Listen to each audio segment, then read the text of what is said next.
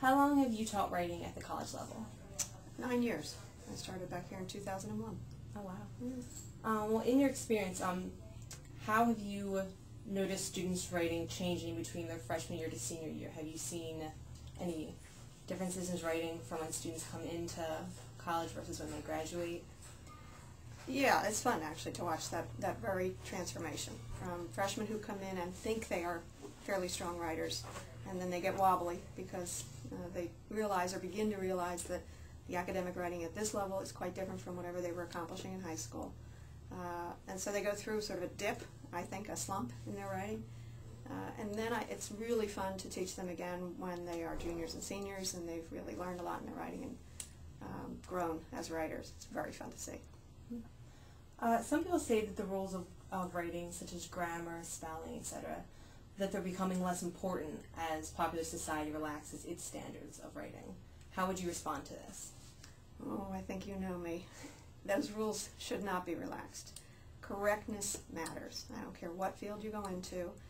We are judged on how we communicate. We're judged on how we speak and how we write. And so if we're sloppy in our rules, if we don't know how to correctly punctuate or create sentences or paragraphs, we're going to be judged by that, and we're going to be less successful.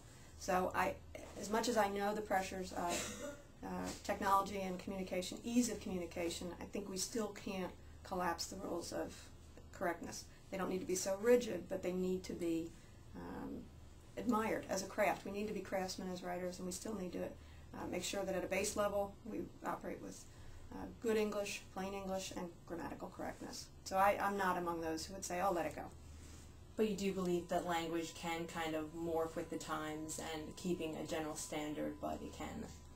Yes, I'm a real believer, and my teaching has taught me how much language evolves and our communication evolves. In just the 9 years that we're talking about that I've been here, I've seen so much more use of technology in writing, and it has its ups and down sides. So I'm very much a student of the evolution of language. I believe language should change, effectively change, not just weakly embrace bad language, but it should effectively change to accommodate the needs of our culture, still upholding the standards of good English.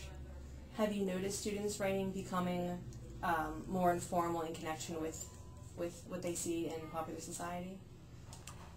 I think so, and I think my colleagues and I talk about that, but sometimes I wonder if we don't perennially complain about the same thing.